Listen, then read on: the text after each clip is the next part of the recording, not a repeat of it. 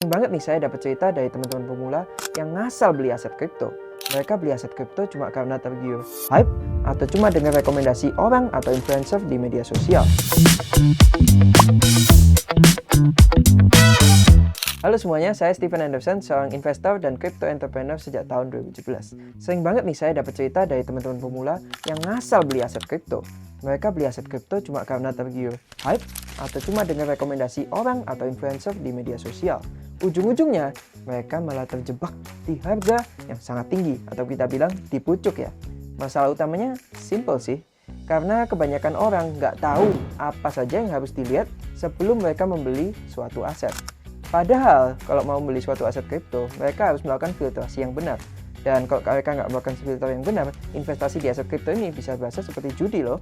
Nah, makanya di video ini saya akan bedah langkah-langkah cara kalian memilih aset kripto yang layak untuk masuk ke portfolio kamu.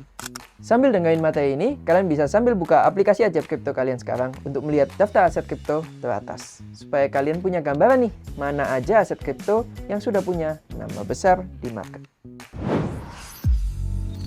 Langkah pertama, kalian harus jujur pada diri sendiri dan analisa diri kalian. Apa tujuan investasi kamu?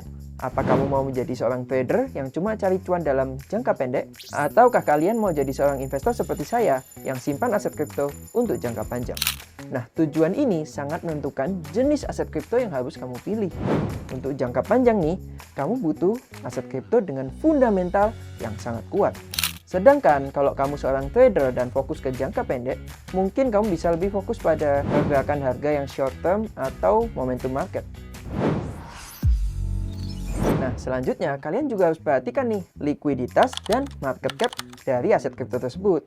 Buat kalian yang baru mulai, aset-aset kripto dengan kapitalisasi pasar yang besar biasanya jauh lebih aman nih, karena mereka ini lebih stabil dan mudah untuk diperjualbelikan. Buat pemula, saya sarankan hindari aset kripto yang transaksinya sepi. Kenapa?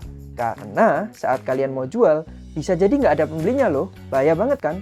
Apalagi di harga yang kamu inginkan tuh. Nah, di dunia kripto, keamanan modal dimulai dari kalian memilih aset kripto yang sudah ramai dan diakui oleh pasar. Contohnya ya top 10 di crypto market cap tuh.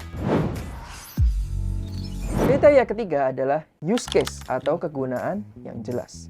Tanyakan ke diri sendiri kalian, masalah apa sih yang diselesaikan oleh aset kripto tersebut?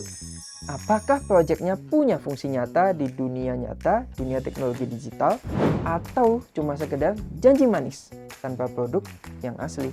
Dan aset kripto yang bertahan lama adalah yang teknologinya benar-benar dipakai oleh orang banyak. Nah, materi tentang kegunaan aset kripto ini sangat seru loh, apalagi kalau kalian praktekkan secara langsung.